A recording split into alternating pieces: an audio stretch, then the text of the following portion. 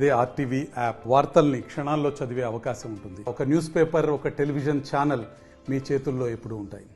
పేద ప్రజల కోసం నిర్మించిన డబుల్ బెడ్రూమ్ ఇల్లు నిర్మానుషంగా మారాయి. గత ప్రభుత్వము హయాంలో 8 ఏళ్ల క్రితం నిర్మాణం చేపట్టింది. ఇప్పటి వరకు కూడా ఒక డబుల్ బెడ్రూమ్ ఇల్లు పంపిణీ జరగలేదు. నిజామాబాద్ నగర పరిధిలో సుమారు 400కు పైగా ఇళ్ల నిర్మాణం చేపట్టింది. అందులో కొన్ని ఇల్లు పూర్తయ్యాయి, మరికొన్ని ఇల్లు పూర్తిగాని నిర్మాణ దశలో ఉన్నాయి. ఇప్పటికే గత ప్రభుత్వం నిర్మించినప్పుడు పేద ప్రజల కోసం పంచాలనుకుంది, కానీ సరైన సమయంలో పంపిణీ చేయలేకపోయింది. ఆ ఇళ్ళని కూడా పాడుపడి శిథిలావ దిశకు చేరుతున్న పరిస్థితి. ఈ ప్రభుత్వం కూడా పేద ప్రజలకు ఇల్లు పంపిణీ చేస్తే బాగుంటుందని చెప్పి నిజామాబాద్ నగర పరిధిలో ఉన్న ఏదైతే బాబన్ సాగర్ పహాడ్, అదేవిధంగా నాగారం ప్రాంతంలో ఇల్లు, అది మరోవైపు నిజామాబాద్ జిల్లా కలెక్టరేట్ పరిసర ప్రాంతాల్లో కూడా డబుల్ బెడ్రూమ్ ఇల్లు నిర్మాణం చేపట్టింది. పూర్తి స్థాయిలో పంపిణీ అయితే జరగలేదు. ఇక్కడ కాలనీకి సంబంధించి నాగారం వద్ద మనం డబుల్ బెడ్రూమ్ ఇళ్ళ కాలనీ పరిసర ప్రాంతాల్లో ఉన్న ప్రజలు ఉన్నారు, వారిని అడుగుదాం. అక్కడ చెప్పండి, ముఖ్యంగా ఈ ప్రాంతంలో డబుల్ బెడ్రూమ్ ఇల్లు పంపిణీ జరిగిందా?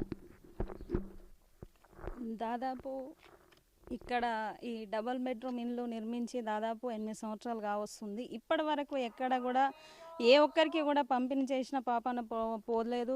టీఆర్ఎస్ ప్రభుత్వం అధికారంలో ఉన్నప్పుడు అందరికీ సొంతిల్లు కళ నిర్మాణం ఏదైతే ఉందో సొంతింటి కళను నిజం చేస్తాం మేము అధికారంలోకి వస్తాయని చెప్పి అధికారంలోకి రావడం జరిగింది. ఇది అట్లాగే డబల్ బెడ్రూమ్లో నిర్మాణం చేయడం జరిగింది. నిర్మాణం చేయడంతో పాటు ప్రజలకు పంపిణీ చేసి ఉంటే కనీసం వాళ్ళ కళలు, కొంతమంది కళలన్నా నెరవేరే ఉండేది. కానీ ఆ పంపిణీ చేయకపోవడంతో పాటు ఇవి కట్టడం వల్ల ఆకతాయిలకు అడ్డగా మారింది. ఎందుకంటే ఆడపిల్లలు పనికి చేసుకొని ఇళ్లలోకి వస్తున్న సమయంలో వాళ్ళపై దాడులకు పాల్పడుతూ ఉన్నారు. అట్లాగే ఇక్కడ తాగడము, పత్తాలాడము, గాంజాయి, అనేక అసాంఘిక కార్యకలాపాలకు అడ్డగా మారుతున్నది.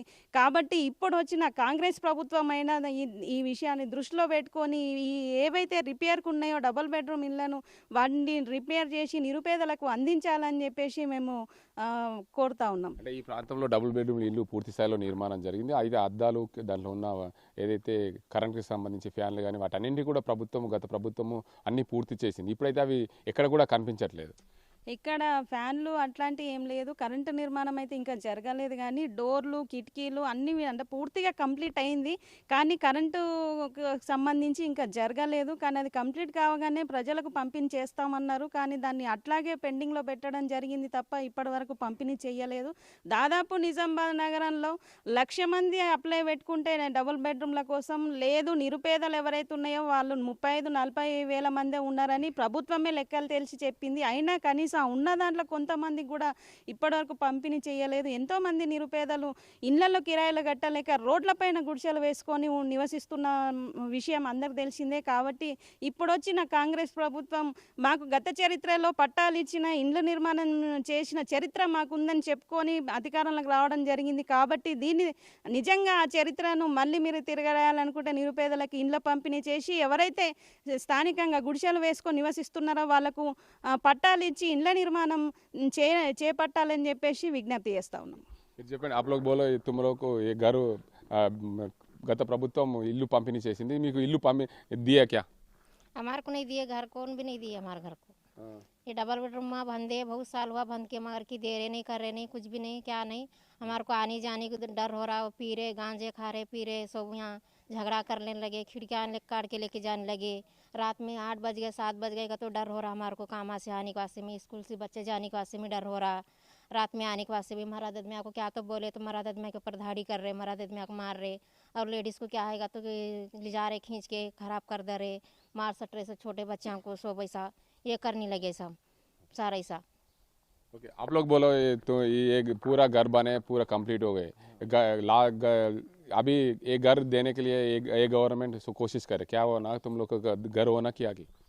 हमारे को ये बना के बहुत साल हो गया, अभी तक जो है सो लोग को किसी को भी नहीं दिए। और हमारी रिक्वेस्ट है हमारे सीएम रेवंत रेड्डी साहब से कि हमारे को डबल बेडरूम दिया जाए। गरीब आदमी यहाँ पर बहुत है और खाली रख के कोई मतलब का नहीं है। यहाँ पे लोग जो है सो खिड़की दरवाजे सब तोड़ के लेके चले जा रहे। और यहाँ पे क्या है, आवारे लोग आके बैठ के जो है सो बहुत तमाशे कर रहे। अब पब्लिक को आने जाने हमारे को प्रॉब्लम हो रहा है। बाजू ये डबल बेडरूम के बाजू हमारा कॉलोनी है, बहुजन कॉलोनी, उसमें रह रहे पूरे गरीब आदमियाँ। अब इधर आना जाना बोले तो बहुत प्रॉब्लम हो रहा। तो अगर गरीब आदमियों को, हम लोगों को सबको अगर डबल बेडरूम दिए तो बहुत अच्छा रहता। रिक्वेस्ट है हमारा।